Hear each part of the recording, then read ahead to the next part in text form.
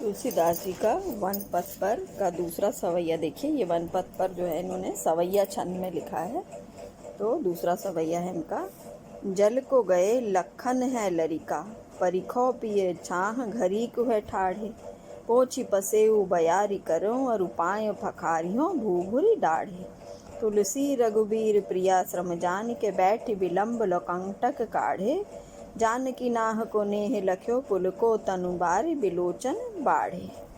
तो अब इससे पहले सीता जी थोड़ा ही चल के थक जाती हैं, तो फिर जब थक जाती हैं तो वो प्यास से व्याकुल हो जाती हैं, तो उनको प्यास लगती है, तो लक्ष्मण जो है उनके लिए जल लेने जाते हैं। अब जब जाते हैं लक्ष्मण तो सीता जी क्या कहती हैं कि जल को गए लखन है लरिका, कि बालक लक्ष्मण जो है वो जल लेने के लिए गए हैं। परिखो माने प्रतीक्षा कर लेते हैं, प्रिय है प्रिय, तब तक हम मतलब छाया में घड़ी भर ठहर करके हम उनकी प्रतीक्षा कर लेते हैं। जब तक वो जल लेकर आते हैं तब तक हम उनकी प्रतीक्षा में कहीं छाया में बैठ जाते हैं। पोछी पसेऊ बयार करूं, और मैं आपका पोछी पसेऊ माने पसीना, आपका पसीना पोंछ देती हूँ, बयारी माने हवा, और मैं आपको हवा कर देती हूँ, तो जिससे आपका पसीना सूख जाए।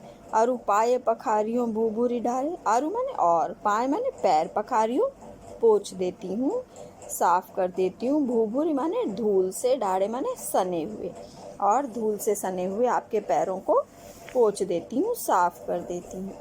तुलसी रघुबीर प्रिया श्रम जान के बैठ विलम्ब लो कंटक काढ़े।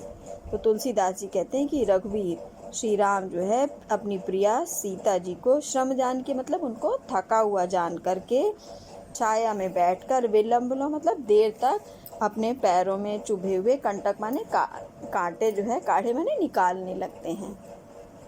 तो श्री राम जो है वो सीता जी को थका हुआ जान करके छाया में बैठकर बहुत देर तक अपने पैरों में से चुभे हुए कांटे निकालने लगते हैं कि इसी बहाने सीता जी को थोड़ा विश्राम मिल जाए, उनकी थकान दूर हो जाए।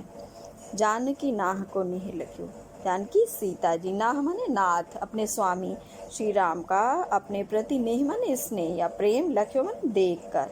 तो सीता जी अपने स्वामी श्री राम का अपने प्रति स्नेह देखकर पुलको तनु, उनका शरीर जो है तन माने शरीर, पुलकित माने रोमांचित हो जाता है प्रसन्नता से, और बारी माने जल, विलोचन माने आँखों में, नेत्रों में, बाढ़े मतलब बहने लगते हैं, तो उनकी आँखों से आंसू आ जाते हैं, उनकी आँखों में प्रेम के आंसू बहने लगते हैं। तो इस तरह से यहाँ पर तुलसीदास जी ने सीता और राम के प्रेम का सुंदर वर्णन किया है।